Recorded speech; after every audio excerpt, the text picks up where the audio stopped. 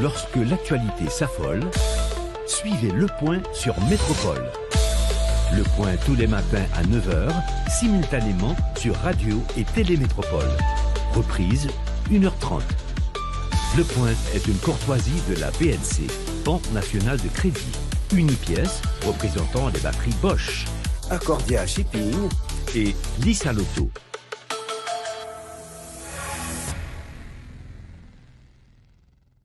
Madame, monsieur, bonjour. Bienvenue à la rubrique Le Point de Radio et Télémétropole. Merci de votre fidélité. Merci surtout de l'intérêt. Comme annoncé, on va parler santé ce matin avec mes invités, deux médecins, Dr Marie-Maude Nazon-Laplanche et Dr Farah Armand-de-Louis. On va parler de l'otorhinolaryngologie, puisque d'abord Dr Marie-Maude Nazon-Laplanche et Dr Farah Armand-de-Louis sont otorhinolaryngologues et chirurgiens cervico-faciales. Donc, elles sont avec nous ce matin pour nous parler de la situation en Haïti, ce qu'elle est, et comment prévenir la surdité, quels sont les signes qui annoncent qu'on peut être frappé de surdité, et quels sont donc les traitements en vue. Elles sont là avec nous et c'est avec plaisir que je les accueille sur le plateau de la rubrique Le Point de Métropole. Docteur Marie-Maude Nazon-Laplanche, bonjour, bienvenue à Métropole. Bonjour Wendell, merci de nous recevoir. C'est un plaisir. Et bonjour à tout le monde. Docteur Farah Armand-de-Louis, bonjour et bienvenue. Bonjour Wendell et bonjour à tous les téléspectateurs et de la radio Télémétropole. Alors, c'est pour moi un honneur de pouvoir intervenir, comme vous venez de le dire, sur l'audition. Et c'est un sens qui est très précieux et qui joue un rôle fondamental dans la vie quotidienne. Donc, c'est pour nous l'opportunité de pouvoir informer, sensibiliser sur ce rôle essentiel que joue l'audition et dans la vie des individus. Et vraiment, nous vous remercions de nous recevoir. C'est avec plaisir que je le fais. Quand nous parlons d'audition, de surdité, on a parlé des oreilles, on a parlé de tendé, c'est ça? Exactement. Oui, exactement. Bien compris. Oui, exactement. Donc, l'audition. Tu as commencé par dire que qui ça horaire lié. Parce qu'en général, les gens, dès qu'on dit horaire, ils pensent que c'est ophtalmologie, les yeux. Nous ne faisons pas les yeux. L'horaire, otorhinolaryngologie. Oto, oreille, rhino, le nez, laryngologie, la gorge. Donc, ce n'est pas du tout les yeux. Et en fait, on dit encore pour mon yo. Oto, c'est les oreilles. Rhino, c'est le nez. Laryngologie, c'est la gorge. C'est la gorge. Donc nous, c'est des spécialistes qui sont capables d'intervenir dans les oreilles, dans le nez, dans la gorge. Mais on ajoute l'autre bagage, chirurgien cervico-facial. Oui. Donc, ça veut dire que, s'ouvrir, oreille, occuper tout le visage là, avec courant, sauf yeux. Sauf yeux. Donc ça veut dire visage écrasé, si on fait un accident de la route, visage écrasé, on tape jouer au football, néon cassé, on tumeur dans le visage et tout, oreille non occupé le tout. Okay. Mais nous juste pas occuper les yeux. Ok, nous quittons les yeux pour l'ophtalmologie. Mais est-ce que vous obligé toujours associer, pas de monde qui étudie les oreilles seulement? En fait, nous autres ORL de cette génération depuis 2004, ces deux spécialités ont été séparées. Donc, quelqu'un qui fait l'ophtalmologie s'occupe uniquement des yeux et des annexes, et nous autres, otorhinolaryngologues, nous nous concentrons sur les oreilles, le nez, la gorge, et comme vient de le dire le docteur Marie-Maude Nazon, tout ce qui concerne la face, sauf les yeux. Maintenant, pourquoi on les fait ensemble? C'est parce que l'oreille, le nez et la gorge communiquent entre eux. C'est ça. L'oreille, le nez et la gorge communiquent entre eux. Okay, donc c'est pourquoi c'est la même spécialité. Ok. Maintenant, et l'audition, c'est quoi? En fait, l'audition, c'est cette faculté qui nous permet d'entendre et aussi qui nous permet de comprendre. Donc, il ne suffit pas d'entendre, il faut pouvoir comprendre. Donc, le cerveau doit pouvoir traiter l'information et nous permettre de comprendre. Donc, en fait, l'audition, c'est la capacité d'entendre des sons et de comprendre les sons. Mais donc, ça, c'est le travail du cerveau, la compréhension. L'interprétation, c'est le travail du cerveau. Donc, le cerveau et l'oreille, ils travaille simultanément pour nous permettre d'entendre. Les sons qui nous arrivent dans l'oreille sont traités par le cerveau et qui nous permettent de comprendre. Maintenant, quelle est la situation en général en Haïti? Est-ce qu'il y a beaucoup de gens qui sont frappés de surdité et de problèmes d'audition? En Haïti, malheureusement, on n'a pas de statistiques. Je peux dire, du point de vue mondial, en général, on dit que 20% de la population est atteinte de problèmes d'audition. 20%. 20% en général. Et en général, beaucoup chez les enfants. OK, et aussi les adultes. Maintenant, malheureusement, on n'a pas assez de statistiques en Haïti. Je dois dire qu'on n'est même pas nombreux en tant qu'ORL.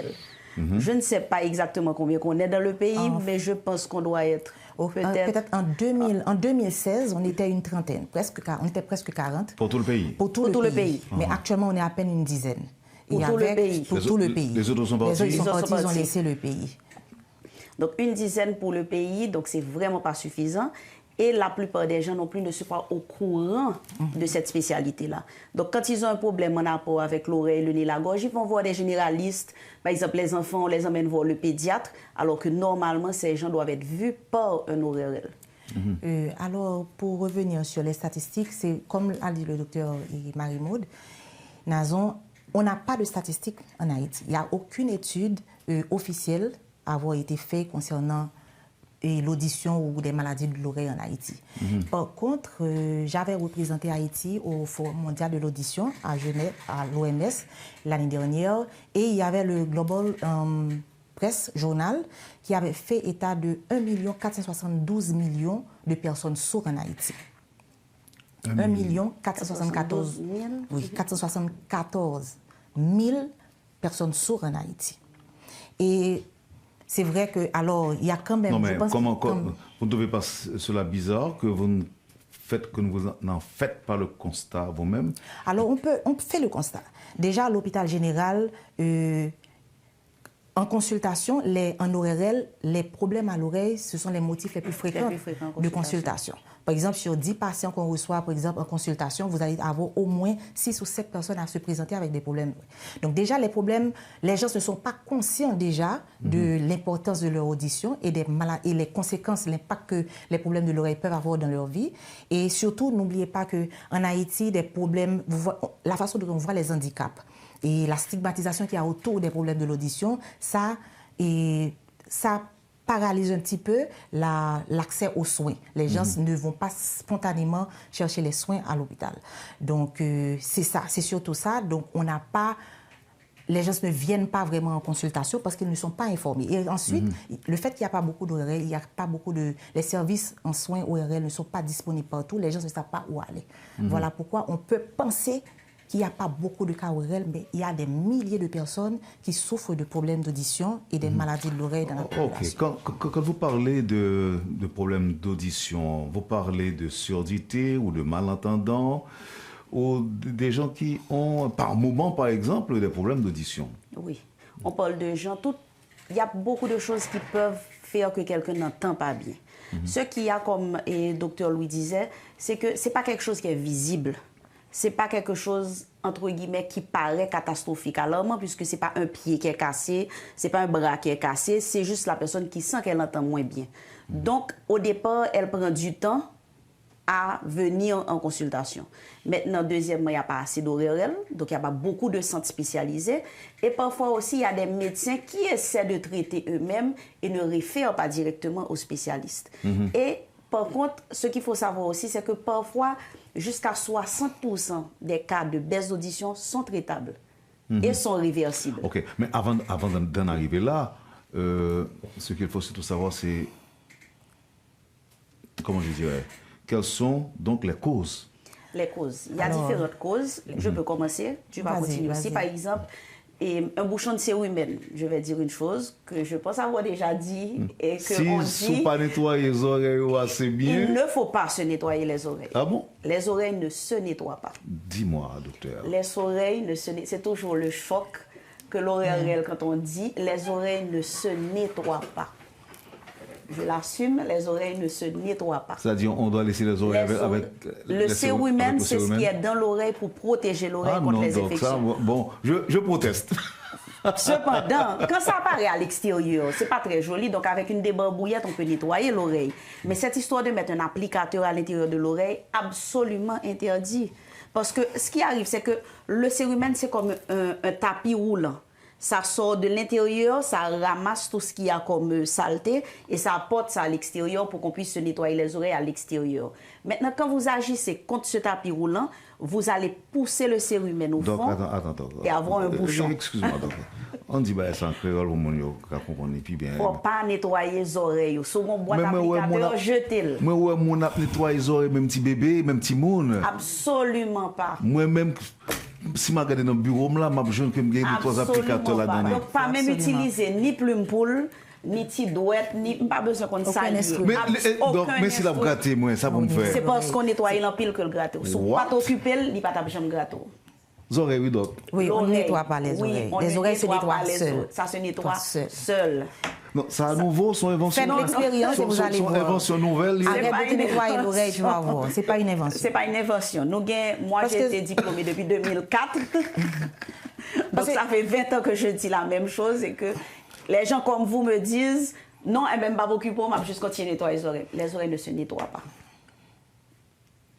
Pour dire aux auditeurs, on va prendre au sérieux. Non, c'est ça. Parce qu'en fait, les oreilles, il y a un mécanisme qui la donne pour lui nettoyer tête pour contre lui. Il n'y a pas besoin ou même qu'à faire travail là. Parce que déjà, au niveau conduit, les oreilles, les oreilles, il y a tout un ensemble de structures qu'il a pour non seulement produire cérumen, ça ouais, mais tout pour réabsorber les peaux. Pour y absorber. Donc, toutes les fois que vous-même... Et si c'est maintenant en pile? Si c'est maintenant en pile, c'est parce que justement, vous empêchez les oreilles à faire travail. Toutes les fois que c'est vous-même qui avez intervenu pour nettoyer les oreilles, donc vous empêchez les oreilles à faire travail, donc le travail là vient perturber. Les vient perturber, les oreilles là pas qu'à faire travail correctement, ou perturber, déjà, ou traumatiser le tout, dans nettoyer, donc il n'y a pas qu'à travailler, gens pour le travail. Oui, mais c'est bon raison. Parce que moi-même, tout le monde a dit, et même dans l'école, ils disent ça. Il faut bien nettoyer les oreilles. Non, on ne se nettoie pas les oreilles. Alors, on nettoie la partie externe. Ça n'a pas dit, ça a relé en créole, feuilles oreilles là. Donc, c'est partie ça se brûle. Mais la partie interne, tout ce qu'il y a dans les cavités, le nettoyage est déjà régulé. Tout ce qu'il y a dans les cavités. Le nez, c'est la même chose aussi. Toutes les cavités, c'est ça. C'est pas nécessaire. Parce que les cavités, ils ont toutes leurs structures, ils sont faits pour se nettoyer seuls. Donc, ce n'est pas nécessaire. Donc, si Dieu voulait qu'on se nettoie les oreilles, ils auraient mis l'oreille à la surface, comme le visage, pour qu'on puisse se nettoyer. Je quitte l'émission parce que pour ne pas avoir un problème. Parce que là, mon a dit... C'est très important. Donc, le message à vous dire... Moi, je dis là, donc, et même le nez ne se nettoie pas. Non. Même pas quitter le nez bouché. Non, écoute... Si tu sens que ton nez est congestionné, tu vas te moucher. Oui. Non, pas pour mettre un lien chaque matin ou nettoyer l'intérieur de l'oreille, absolument pas. Alors, mais je vais nettoyer le poil qui est dans les mieux. D'ailleurs, ça aussi, c'est une chose. Je suis bien contente qu'on dise ça, même si ce n'est pas dans l'audition. Il y a plein de monde qui voulait retirer les poils du nez. Les poils du nez sont là pour protéger. Parce que quand on respire, on va respirer l'air, l'air a saleté là-dedans. Néant, il peut humidifier l'air, il peut réchauffer, il peut nettoyer. Donc, toute bagaille a une place. Est-ce que nous imaginez, moi-même qui était bab, moi grandi, et puis vous me quittez, poil dans le nez, me grandit. C'est différent. Je serais affreux. C'est différent. Tout ce qui est externe, doit être nettoyé. Voilà, elle a dit ça. Tout ce qui est externe doit être nettoyé. Mais tout ce qui est les cavités à l'intérieur, donc tout ce qu'ils ont, c'est leur mécanisme de protection. Il ne faut pas les toucher. OK. Alors, maintenant, est-ce que c'est nettoyer ou pas nettoyer? Est-ce que l'impacter en temps de membre? Nettoyer, justement, il y a des gens, c'est ça que je commencé à dire, il y a des gens qui nettoyer, au lieu de nettoyer ou pousser dans le fond. Donc, ils viennent faire ça, il y a un bouchon de cérumen. Et quand il y a un bouchon, il vient empêcher que son qui rentre dans les oreilles pour le frapper tympan. Automatiquement, on n'a pas entendu bien. Oh, OK. Et ça, c'est un traitement qui est facile parce que on y vient en consultation, nous nettoyons les oreilles pour ou entendez bien. Oui, mon Dieu, ça ne se nettoie pas. Non, nous-mêmes, nous avons aspiré le pour. Nous pas nettoyer. Oh, OK. Ben, les femmes d'avancée. On vous attend. Oui, ça, c'est une des causes.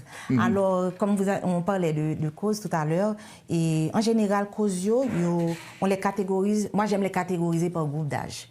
Par exemple, parce que pour chaque groupe d'âge, il y a un facteur prédominant. Par exemple, un bébé qui naît, et qui naît, les causes vraiment de surdité, de perte d'audition chez un enfant qui naît, c'est surtout, on a déjà la génétique, c'est des germes qui sont transmis par les parents, les grands-parents. On a les maladies de pendant la grossesse, que la maman peut avoir pendant la grossesse, par exemple la toxoplasmose, la syphilis. On a aussi tout ce qui se fait au périnatal, par exemple un enfant qui a des difficultés à respirer après la naissance. Donc, c'est des facteurs qui peuvent entraîner des problèmes d'audition chez un nouveau-né, chez les petits-enfants. Maintenant, pour le groupe intermédiaire, les grands-enfants et les adultes, en général, les causes de perte d'audition, comme déjà le bouchon de cérumen, comme l'a dit le docteur Nazon, et nous avons aussi l'autotoxicité médicamenteuse.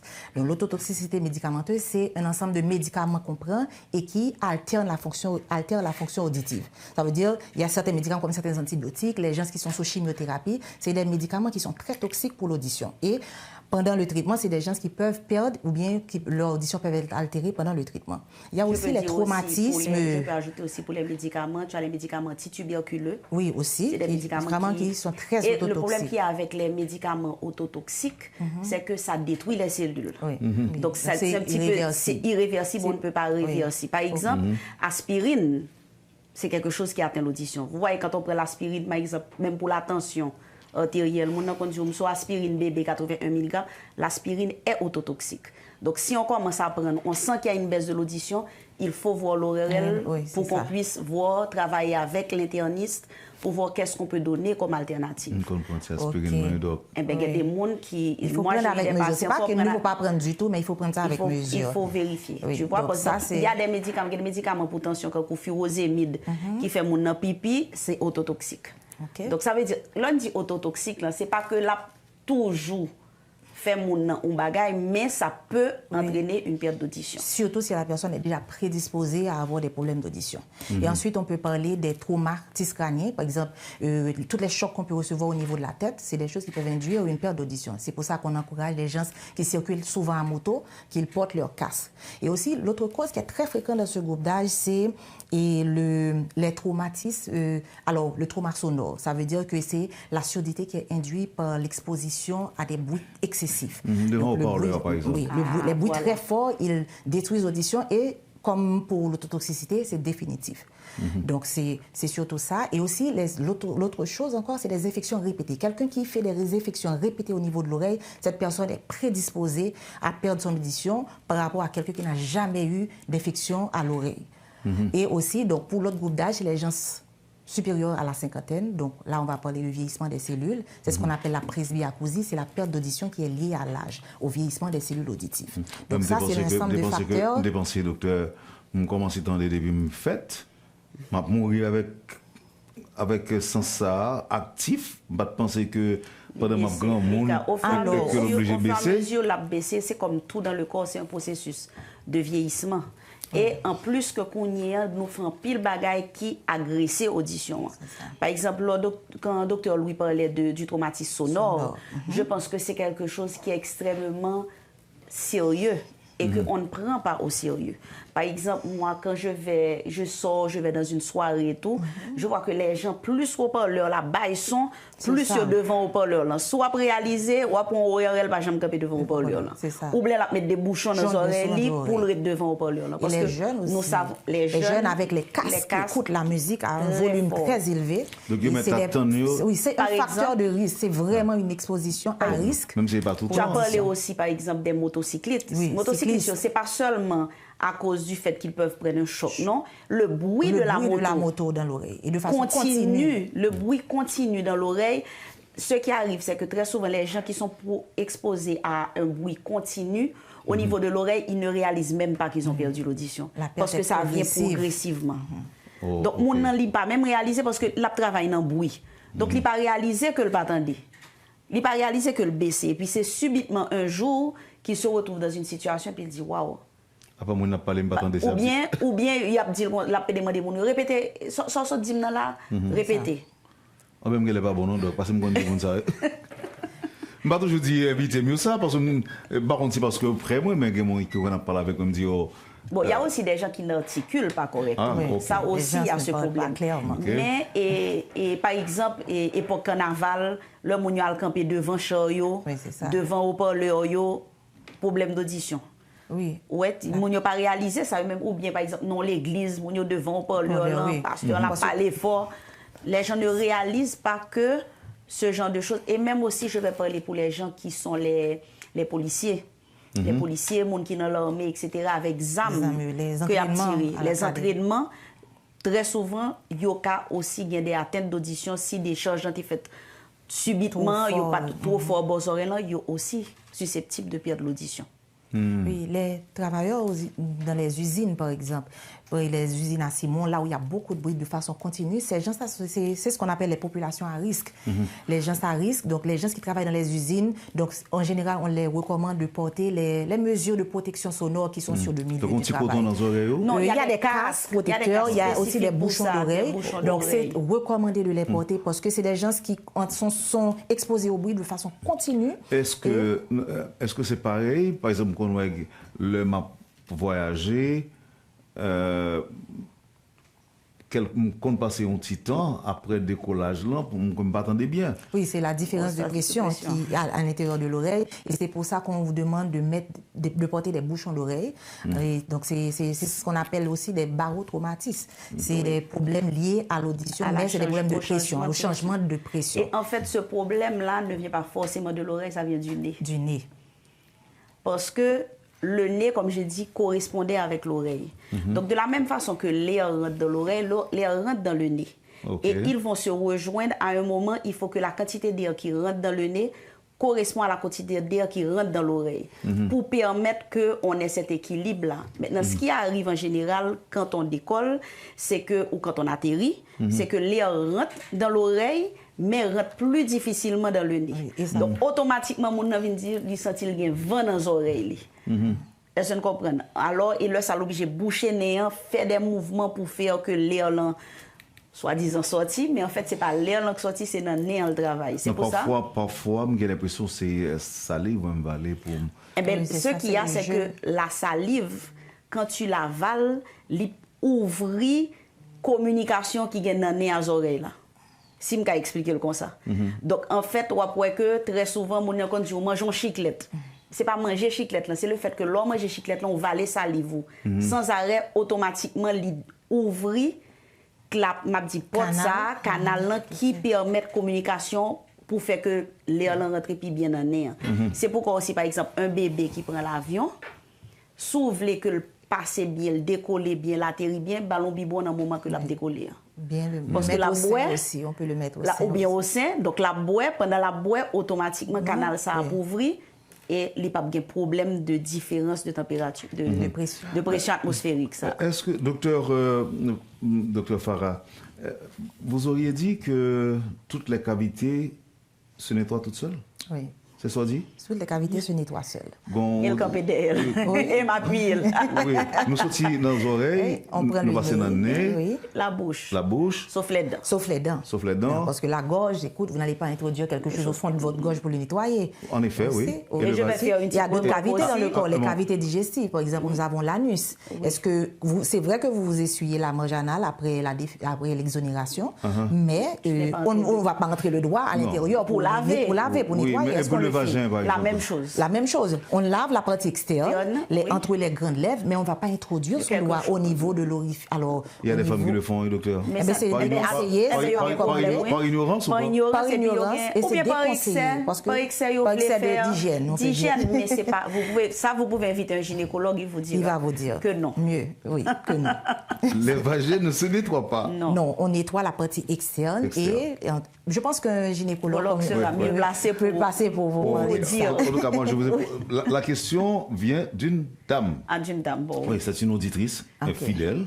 Oui. Qui m'a demandé de vous poser la question. Non. D'accord. Normalement, c'est non, mais pour rentrer dans les détails, elle verra le gynécologue. Merci, mesdames. On va faire la pause et on revient tout de suite après. Vous suivez, madame, monsieur, la rubrique Le Point de Radio et Télémétropole. Nos invités sont Dr Marie-Maude Nazon-Laplanche et Dr Farah Armand Louis. À tout de suite, après la pause. Le Point est une courtoisie de la BNC, Banque nationale de crédit. Unipièce, représentant les batteries Bosch. Accordia Shipping et Lisa Lotto.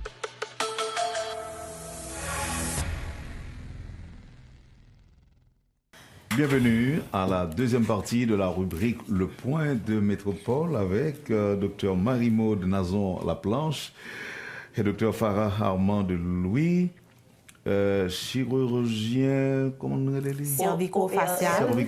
Chirurgien cervico-facial. Alors on dit otorhinolaryngologue et chirurgien cervico-facial. Maintenant, chirurgien, moi, ça veut dire nous qu'on fait opération. Oui, dans la figure. Au niveau des oreilles, du nez, de la cavité buccale, au niveau de toute la face sauf les yeux et au niveau du cou. Mais comment opération ça fait là? Quand on fait opération dans la figure, qui côté nous faisons moi là, son os, là, son os. Non, il y a des abords, chirurgicales, c'est ça. Okay. On fait aussi la chirurgie maxillofaciale. Ça veut dire toutes les traumatismes, les fractures au niveau des os de la face, c'est les ORL qui s'en occupent. Ok, les gens qui font accident, j'en ai dit tout à l'heure. Oui, ou casser mâchoire, ou quoi. Non, pas peur. Oui. Mais c'est pas ranger figure, faire figure avec une plus belle, c'est pas ça nous fait. Alors, c'est une sous-spécialité. Moi, je fais aussi ça comme sous-spécialité, la chirurgie esthétique aussi. Oui, ok. Bon, auditrice, en fait, il y a des gens qui disent que pour me retourner, même si je ne trop longtemps sur question des oreilles là, et pas que l'autre bail n'a pas intéressé, non? Et pendant la pause, nous disons que nous rappelons même langue, nous ne pas de bosser langue. Ne pas bosser langue. Et surtout, d'ailleurs, brosse à dents, c'est brosse à dents. Donc, c'est pour les dents. Oui. OK? Parce que tout les résidus alimentaires, ils mangent, ils collés dans les dents. Donc, il faut qu'on nettoie. C'est pas brosse à langue. Voilà. Cependant, la langue ne se nettoie pas. OK? En général, lorsqu'on a de l'eau dans la bouche, on nettoie la langue. Pour que sa langue ait des petites boules. Sous lui, c'est ça, il y a des papilles gustatives. Plus vous bossez lui, plus vous attaquez lui. Et les papilles gustatives, c'est ça qui permet de prendre goût. Différencier goût, un bagage qui est sucré, un bagage qui est amer, un bagage qui est sucré, un bagage qui est acide. Donc, il faut qu'à prendre goût. Mais bon Dieu, on content de gens qui disent pas bosser langue, on est capable de l'autre problème soit l'air, non? Mais qui monte? C'est pas vrai? Est-ce que ce sont des médecins qui disent non, mais il faut pas que moi-même m'abdou là, c'est pas bagage que le docteur dit. Et en plus, il y a des bactéries qui viennent dans la langue, non? Qui permettent, qui sécrètent ça de l'oxyde nitrique. Et l'oxyde nitrique, c'est un gaz qui est important pour permettre que les vaisseaux sanguins restent souples et éviter l'hypertension artérielle. Donc, ça veut dire que il y a des fois où la tension a monté et tout, si tu un petit peu arrêté de bosser la langue, il t'a aidé à ce que vous diminuez le problème ça. Okay. Donc c'est un excès de propreté. Je pense que c'est un excès de propreté. Un souci de propreté ou bien un excès de propreté. Et puis on manque aussi d'informations. Et c'est pourquoi c'est un compliment pour ce genre d'émission que vous faites. Parce que c'est ce genre d'émission qui permettent de partager des connaissances et permettre aux gens d'être au courant. Si je prends le téléphone, moi, je téléphone d'Aoué, ça, mesdames. Mais ça, je vais monter, je me poser une question. Et c'est des attitudes aussi, des comportements qui nous ont été transmis par des grands-parents. Donc, depuis nous faits, nous lever, nous jeunes, il y a bossé langue, il y a bossé dents. Donc, c'est des attitudes, des déformations. Mais normalement, donc c'est ça l'intérêt de ces émissions, c'est pour informer les gens, leur faire comprendre que c'est pas bon de faire certaines choses. De se nettoyer l'oreille, le nez, en général, de se nettoyer les cavités. Le nez, les oreilles et la langue, comme on dit, et les autres cavités du corps. Nous permettons, moi, un petit genre... Comment on dit ça là? Bon, écoutez, nous venons là pour parler de l'audition. Alors, juste pour dire que le 3 mars ramenait la journée internationale de l'audition. Oui, mais ça me besoin de demander, nous, mesdames, docteur, question hygiénique qu'on a évoquée. Il y a des gens qui croient que si on ne se nettoie pas les langues, en faisant l'amour, par exemple, ça peut poser des problèmes. On a dit si c'est vrai, si nous croyons dans ça, ou si c'est pas vrai. Pas plus tard que hier, j'ai reçu un patient. Ok, tu peux dire. Et puis, en faisant l'amour, lorsqu'on est dans la bouche, de l'autre côté, on doit aller. Donc, mon était quoi que travail bouche là fait, comme si nous là, si on a manquement dans la propreté, les capables de quelques petits problèmes. Tout. Mesdames, on ne parle clair pour nous comprendre. Okay. La salive en elle-même, il y a tout ce qu'il faut pour détruire n'importe quelle bactérie. Oui, ça désinfecte la bouche. Un bon exemple simple. Ça, on arrive au manger, les boulets langue, pas vrai? Oui. Est-ce qu'on met ton médicament pour le cicatriser ou bien le cicatriser pour contre lui? Pour contre lui, en tant que je me rappelle. Second blessure dans la bouche, Même si tu ne fais même si tu ne fais rien, pas, ça va se cicatriser. Parce que la salive a tous les éléments qu'il faut. Premièrement, pour commencer à digérer la nourriture depuis que tu commences à manger, pour cicatriser les plaies et pour nous protéger et désinfecter la bouche. Même quand on dit qu'on va gagner l'herpès, par exemple, pour qu'apprendre en faisant l'amour. Oui, l'herpès, c'est sur la lèvre que tu as ça. Ce n'est pas à l'intérieur de la bouche. Donc, comme docteur Louis l'avait dit, tout ce qui est externe se nettoie. Mais tout ce que tu ne vois pas, ou pas qu'à le chercher en dedans pour le nettoyer. OK, très bien. Merci beaucoup, mesdames. C'est plutôt rassurant. Alors, en retournant sur audition, sur auditer, nous avons quelques causes déjà, pas vrai? Oui, on a donné pratiquement. La plupart. OK. Qui genre yon parent capable de réaliser que Timouni, petit li, capable bientôt soude? Alors, chez un enfant, la perte d'audition, on peut le réaliser. Déjà, vous avez un enfant qui ne parle pas. Un enfant qui ne parle pas ou un enfant qui ne présente pas des signes de développement attendus par rapport aux autres enfants de son âge. Un enfant qui a des difficultés scolaires, un enfant qui présente des difficultés, qui ne travaille pas bien à l'école, qui a des redoublements, et aussi des enfants qui ont des enfants avec des troubles de comportement, des enfants très agressifs. C'est pas rare de voir que des timouns qui ont diagnostiqué pour autisme, mais pourtant que timoun a seulement un simple problème d'audition. Donc c'est des enfants qui ont des troubles de comportement, des enfants qui ont un mauvais rendement scolaire avec des redoublements scolaires répétés. En général, c'est ça qui vous met. Et ensuite, il y a le fait pour l'enfant de demander, comme l'avait dit tout à l'heure le docteur Nazon, à la personne de répéter. Vous allez voir, c'est un enfant qui a tendance à augmenter le volume du téléviseur, de la radio. C'est un enfant qui a des difficultés à entendre au téléphone. C'est un enfant aussi qui parle très fort et qui a tendance à rapprocher son visage de la personne qui parle.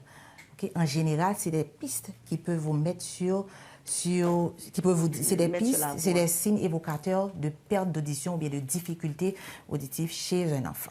Ce que je peux dire aussi pour ajouter, Farah, c'est que un enfant qui ne parle pas, au départ, c'est un enfant qui n'entend pas. Très souvent, les parents me disent « Ah, si mon il est méprisant, il va pas parler, et il n'est pas sous ça, etc. » Un enfant, ou bien son problème dans la langue, il y a filet langue, etc. Oui, filet langue, c'est un autre dossier, mais un enfant, au départ, qui est un bébé qui est né, etc., et à l'âge où il doit dire maman, papa, 1 an, 2 ans, l'enfant ne s'exprime pas, la première chose, un enfant qui ne parle pas, c'est un enfant, au départ, qui n'entend pas bien. Qui n'entend pas ou qui n'entend pas. Parce qu'en fait, et ça, il est capable de traiter?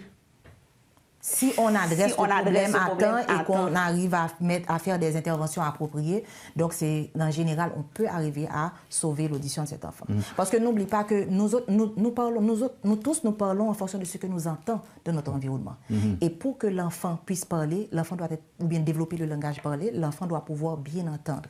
Et pour développer sa capacité d'écoute, et à partir de là, développer le langage parlé. Et moi, je peux même dire, nous, en tant qu'ORL, parfois, il y a des cris que l'enfant pousse. Je sais déjà que l'enfant n'entend pas. Un enfant bébé, il y a la façon dont il crie, on sait déjà que c'est un enfant qui n'entend pas. Parce que l'enfant reproduit ce qu'il entend. Pourquoi quelqu'un parle français, il parle créole, il parle anglais ou espagnol? Parce que c'est ce qu'il a entendu depuis qu'il est petit et il reproduit. Mais quand l'enfant n'entend rien, il y aura des cris, je vais dire, un petit peu... Comment j'aurais dit ça? Qui ne sont pas travaillés, je ne vois pas comment expliquer, mais un ORL saura que cet enfant a un problème d'audition. Il n'entend pas bien. Et grand monde qui parle fort? Grand monde qui parle fort. Bon, ça c'est l'autre cause aussi que Farah avait dit, c'est qu'il y a les gens âgés qui ont, au fur et à mesure avec l'âge, qui développent une baisse d'audition. Donc à ce moment-là... Non. C'est le monde. Depuis la vingtaine, par exemple, trentaine. C'est pour vous dire. On doit vérifier d'abord est-ce qu'ils entendent bien. Et puis ensuite, ça peut être une mauvaise habitude que la personne a. Oui, il y a des gens qui parlent fort. Normalement, la première chose, c'est de vérifier l'audition de cette personne-là. Parce que ce qu'il y a, c'est que on a toujours pensé que quand on parle, on écoute ce qu'on dit. Donc la personne qui n'entend pas, déjà pense qu'il parle déjà trop bas, parce qu'il n'entend pas bien sa voix. Donc c'est ça qui pousse la personne à parler plus fort pour s'entendre un petit peu plus fort. Donc déjà, quelqu'un qui parle fort, la première démarche, c'est de vérifier l'audition. Et ensuite, maintenant, si tout va bien du côté audition, donc c'est quelqu'un qu'il faut éduquer, former, comment prendre la parole, comment contrôler ça, le ton de la voix, tout ça. Il y a un auditeur qui vous demande, mesdames, pourquoi cette spécialisation est-elle si rare? Et quel est son impact sur la population? Bon, la question d'impact, c'était prévu, hein, on allait en parler. Alors, non. Bon, je dois dire que chaque année, jusqu'à l'année 2000, la spécialité n'existait pas en Haïti. C'était les gens qui faisaient l'ophtalmo faisaient un petit peu d'ORL. Ok, à partir de l'année 2000, à l'hôpital général, on a commencé la spécialité ORL. Et nous avons été, moi je suis la promotion 2001, je suis entrée en 2001, et ce sont des Français qui nous ont formés. Nous avons été formés par des Français de Melouse qui rentraient régulièrement chaque 3 mois pour nous former et former la première génération d'ORL. Donc c'est vrai que chaque année, il n'y a que 3 ORL qui sont formés, 3 qui rentrent en résidence. Okay. Oui. Alors, ce que je peux dire par rapport au nombre d'ORL, à la rareté de cette spécialisation, ce n'est pas seulement en Haïti, dans tous les pays du monde. Comme je vous ai dit, j'ai participé à ce forum mondial et à l'OMS, pour l'OMS, où j'ai représenté Haïti. Haïti, alors si je prends en 2023, alors en 2021 jusqu'à 2023, on était, après Cuba et après Saint-Domingue, l'un des pays de la Caraïbe à avoir plus d'ORL. Après, alors, à partir de entre 2021 et 2023, on était après Cuba et la République dominicaine. J'ai rencontré, par exemple, des patients sur l'île de la Dominique, Saint-Vincent, Sainte-Lucie. C'est des pays où ils ont 2 ORL, 3 ORL. Donc, même, par exemple, aux États-Unis, donc c'est quand même aussi une spécialité très rare. Au Canada, pour rencontrer un ORL, ça peut vous prendre 3-4 mois pour obtenir un rendez-vous. Il n'y a pas beaucoup de partout dans le monde. Okay. Et partout. Pourquoi? Est-ce qu'il y a des structures disponibles pour aider, par exemple, les malentendants? Il y avait l'Institut Montfort, qui malheureusement a été déplacé avec tous les problèmes et l'insécurité, les problèmes qu'on connaissait. Je sais qu'ils avaient été un moment à quoi des bouquets. Je ne sais pas comment ils fonctionnent maintenant, mais je sais qu'il y a un centre du côté de Tabor qui reçoit des enfants à difficulté auditive et qui leur permet on apprend aussi le langage des signes. Parce que comme le docteur Louis disait, il y a certaines pathologies qui sont traitables, mais il y en a d'autres où malheureusement, pour le moment en Haïti, on ne peut pas faire grand-chose. Et il faut que l'enfant ait un moyen. Un enfant qui n'entend pas ne doit pas être stigmatisé. Il ne doit pas être un poids pour la société. Il doit pouvoir se développer, s'épanouir et travailler à la langue. Et il doit pouvoir communiquer. Donc à ce moment-là, il faut l'apprentissage des langues, non seulement par cet enfant, mais par ses parents aussi, pour lui permettre de communiquer et permettre d'évoluer et de s'épanouir. Je ne sais pas si j'ai bien compris la question. Un auditeur vous fait dire, mesdames, parfois on ressent des sons à l'oreille comme les battements du cœur. C'est quoi? Alors, ce dont l'auditeur parle, c'est ce qu'on appelle dans le langage médical acouphène.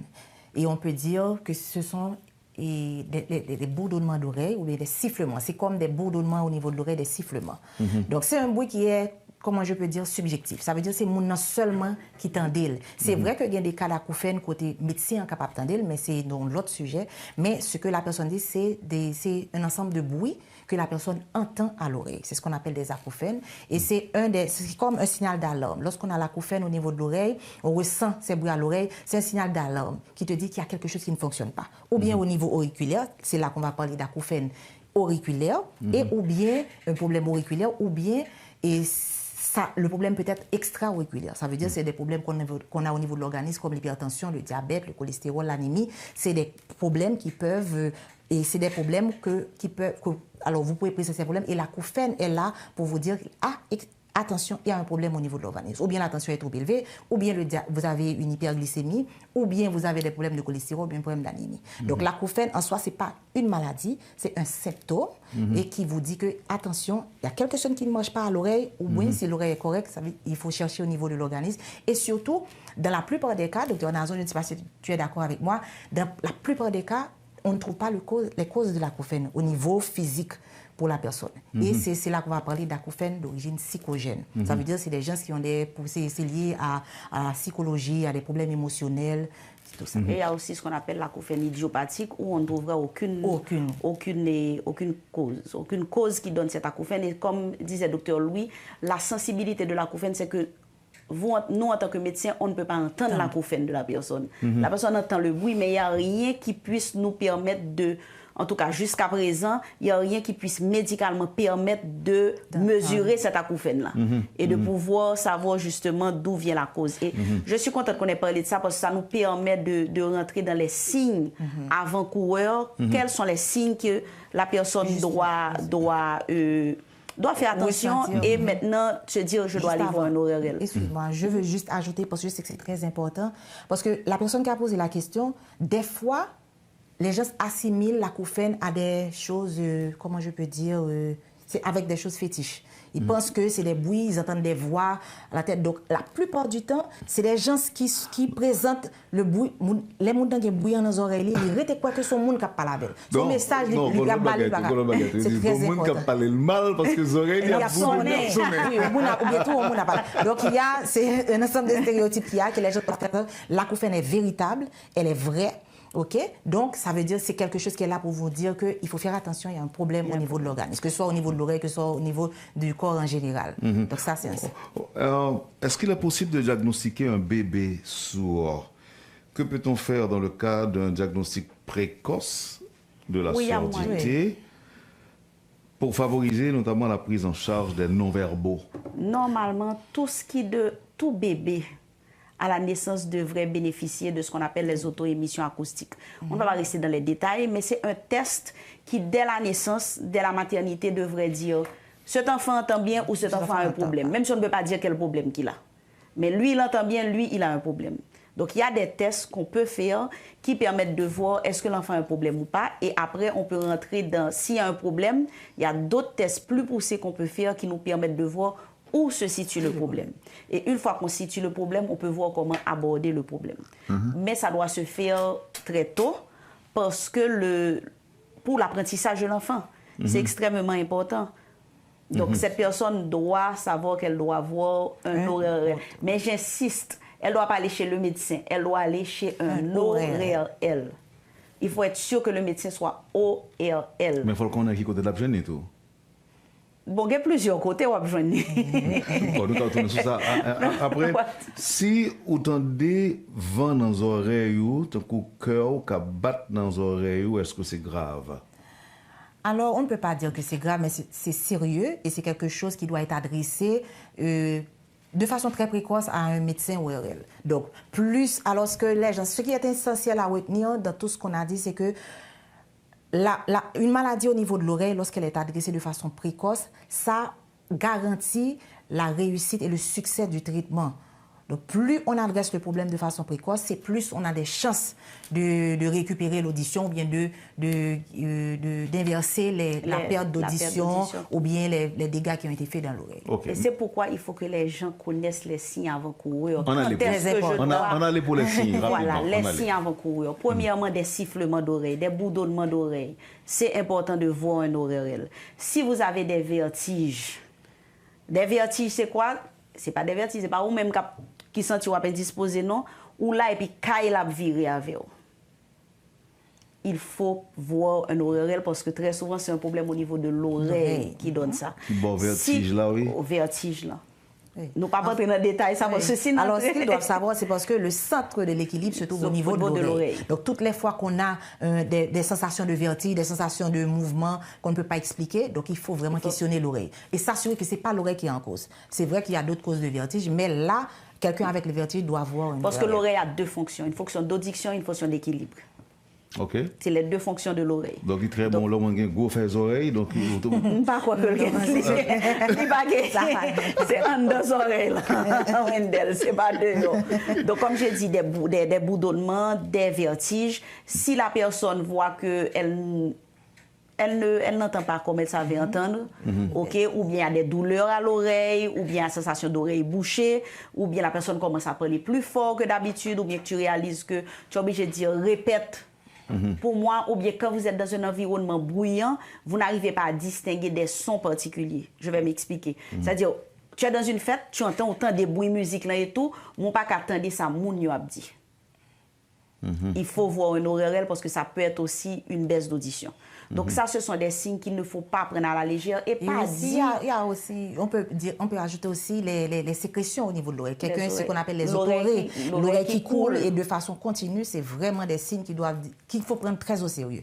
Et aussi, on peut ajouter aussi la paralysie faciale. Et la paralysie faciale, lorsqu'on a une paralysie faciale, ça veut dire qu'on a un stade très avancé de problème d'audition. Ça peut vouloir dire ça. Et aussi, on a, comme vous venez de le dire, et la sensation de plénitude. C'est comme si vous avez l'impression que le vent entre dans les oreilles. Les démangeaisons aussi à l'oreille. Le prurite, lorsque l'oreille gratte beaucoup, il y a beaucoup de démangeaisons. Ça, c'est aussi des signes de maladie d'oreille qu'il faut adresser. Docteur, c'est comme si on avait invité pas gratter les oreilles, mais encore pas nettoyer les oreilles. Voilà, nous invitons à faire ça. Ce n'est pas comme si, nous invitons à faire ça. C'est important. Mais moi, ce message que je pense que nous venons dire aujourd'hui, c'est que très souvent, nous prend temps pour venir voir le docteur. N'importe quelle anomalie. Vous comprenez, dire que, à moins que douleur est terrible et tout le monde l'attend pour louer. Je regarde pour louer, la essayer quelques remèdes, tu as ma tante qui t'a un médecin, tu as tel goutte, la essayer goutte là tout et tout. Non. D'ailleurs, au départ, m'a tout dit ça, si on a dans les oreilles, pas mettre médicaments dans les oreilles. S'ouvre les pour bagay plutôt pour comprimer. Mais pas mettre rien dans les oreilles. Parce que il y a des bagailles que vous pouvez mettre dans les oreilles, selon le problème où vous avez, vous venir aggraver le problème. Ok, maintenant, pour début de surdité lui-même, qui ça encore? Comment traiter les bagailles ça? Maintenant, ça dépend du problème. Si par exemple la personne c'est une infection qu'elle a, n'a traité l'infection automatiquement, mon n'a pas depuis bien. Si mon a un bouchon de cérumen, n'a pas extrait bouchon de cérumen pour lui. L'aptendez mieux. Si moun yo, qu'on gen sa yorele amygdale avec chien, ça yorele très souvent chien en nez à chien en gorge. Amygdale et végétation adénoïde. Ce sont des choses que tout petit monde fait avec elle, mais il y a des petits monde qui fatiguent plus que d'autres. Et à ce moment-là, comme c'est des chiens en gorge à nez, li ka bloqué orifice. M'a dit qui nan nez qui rive dans les oreilles là et qui a fait que ti moun vinn gen liquide dans les oreilles là qui fait que le pas tande bien. Ou simple opération qu'on retire ni chien nan nez ni chien dans gorge là, automatiquement ti moun retrouver et audition. Kounye si c'est des bagailles plus poussées comme des médicaments qu'on prend ou bien ou t'es un côté que t'es gen bruit que finalement li attaque les oreilles là, oui, souvenir rapidement. Il y a des moyens que nous avons fait et des médicaments que nous avons pour renverser la situation. Et je dis par exemple, quand on a un traumatisme sonore, ou tu as un côté que tu as un bruit, ou prend son, ou prend trop, et ou comprend décibels, et puis quand il y a la audition, je dis pas attendre 15 jours. Oui. Parce que nous avons 15 jours pour agir. Après 15 jours, garantie que me ba ou 80-90% pour retrouver audition là m'pa ba ou là qu'on la descendre à 20-30%. Même quand ça disparaît quelques minutes après, non? Oui, alors si tu es pour les plus chanceux, mais il y a des gens pour lesquels ça continue et ça continue la perte d'audition continue à progresser. Pas seulement dans minutes que vous atteignez, mais la progression va et puis pour ceux que les gens on va dire un peu plus âgés qui c'est dû à on va dire la vieillesse. À ce moment-là, on peut proposer ce qu'on appelle des prothèses auditives. Alors, faut me dire que en général, les gens sont très réticents quand on parle de prothèses auditives, mais il faut simplifier. L'homme ne parle bien, on met lunettes. Donc, si vous ne pas bien, il faut mettre un appareil qui pourrait d'autres entendre bien. Donc, ça existait. Ça existait, où on peut mettre des prothèses auditives qui pour améliorer l'audition et permettre d'entendre vraiment mieux. Il n'y a pas l'autre effet parce que à force d'utiliser prothèse là, ça va arriver au vin un peu trop dépendant de lui. Oui, mais de toute façon dépendant de lui parce qu'on pas attendre bien. C'est comme les lunettes, je dis la même chose aux gens, je dis mais lunettes là, on pas mettre lunettes là pour 2 jours ou qu'on est mettre lunettes parce que il y a des cellules qui détruisent qui viennent vieux pas qu'à travailler, j'ai été travail là, donc faut qu'on supporte yo. Yo moun k'ap nager en bas de l'eau par exemple. De l'eau mais a pas de rentrer dans les oreilles? Ah ça, j'aime bien cette question. Il n'y a pas de problème pour que l'eau rentre dans les oreilles. L'eau qui rentre dans l'oreille ne donne pas d'infection. Okay. Ça c'est D'ailleurs, l'anti-moun dans votre maman, le bébé, glo a rentré sorti dans les oreilles. Donc très souvent, ça qu'on fait me sourire, le petit moun fait et puis il a dit ah, pas quitter de l'eau, bien, pas quitter de l'eau tomber dans les oreilles. L'eau mouiller cheveux, pas quitter de l'eau tomber dans les oreilles. Mais petit moun fait 9 fois dans votre maman, le glo a rentré sorti dans les oreilles. Donc l'eau ne donne pas de problème à l'oreille. Cependant, on moun qui nettoyer les oreilles tout le temps, qui retire ces rumens qui cap protéger les oreilles, effectivement, le lalbé dans piscine ou dans la mer, sont 11 oreilles qui blessées, 11 oreilles qui fragilisées, li cabal éventuellement des infections. Mais en général, l'eau qui rentre dans les oreilles, que ce soit de l'eau la mer, de l'eau piscine, de l'eau rivière ou bien l'eau de la douche, en général ne donne pas d'infection aux oreilles.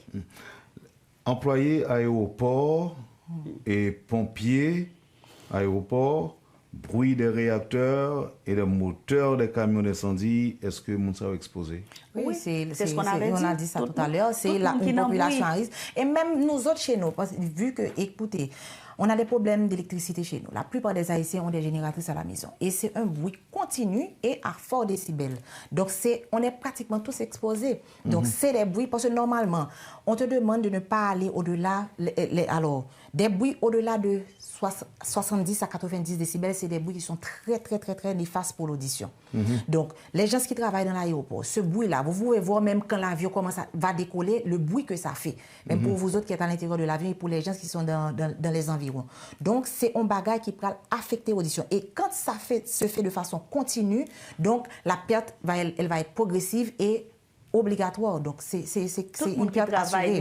Que ce soit ferronnerie, quel que soit, depuis que vous travaillez dans le bruit. avec le bruit de marteau-piqueur qui se fait régulièrement. Donc, c'est des gens exposés. Et voilà pourquoi ces gens-là devraient bénéficier au moins une fois par année d'une consultation en ORL pour qu'on puisse voir à quel point est leur audition. Par exemple, il y a des camionnettes, bon, avec l'insécurité, par contre, qui faisaient la route du Sud. Oui. Moun sa qu'on met musique fort, mais ils ne réalisent pas qu'ils sont en train de d'écraser leur audition, non seulement du chauffeur, mais de toute la voiture. Oui, mais même avec mon cap servi avec klaxon bateau. Exact. Et si ou à côté, alors ce que le docteur Louis disait, c'est que c'est vrai que l'heure où exposé de façon prolongée à un bruit, ça atteint l'audition, mais même un bruit qui est violent. Une seule fois. Ça veut dire ou qu'à beaucoup, justement, machine ça, yo klaxonné, il suffit d'une fois, oui, comme un choc, et puis automatiquement ça atteint aussi, oui, l'audition. Okay. Et l'autre chose aussi, c'est avec ce qu'on est en train de vivre et actuellement, les drones.